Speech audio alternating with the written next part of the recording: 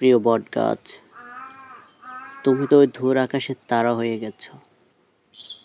তুমি টেনশন করিও না, খুব শীঘ্রই তোমার সাথে আরও 2টা তারা আকাশে উঠবে।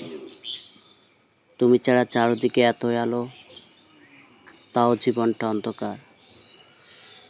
তুমি বিহীন জীবনটা অচল, দুনিয়ার সহ্য লাগে না। আল্লাহর কাছে একটা চাওয়া, আল্লাহ যেন আমাদের খুব তাড়াতাড়ি তোমার কাছে নিয়ে যায়। ওমানের সড়ক দুর্ঘটনা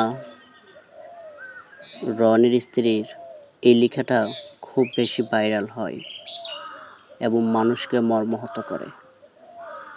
তিনি আরও লিখেন, শখের জিনিস বেশি দিন থাকে না, আদরের জিনিস ছাড় করে যায়। তার গতকাল আরেকটা লেখা দেখলাম, যখন তার স্বামীকে বাড়িতে আনা হয় এবং চিরদিনের জন্য কবরে শায়িত করা হয়, তারপর থেকে তার সমাজের কিছু মানুষ বাজে মন্তব্য করে তার উপর, বিভিন্ন প্রশ্ন ছুটতে থাকে। আসলে আমাদের বিবেকহীনতার কারণে আমরা মানসিক দিক দিয়ে মানুষকে হেনস্থ করতে পারি। আমরা যদি মানুষকে সান্ত্বনা দিতে নাও পারি, তবে তাকে নিয়ে বাজে মন্তব্য করাটা কেমন অসভ্য হয়ে যায়।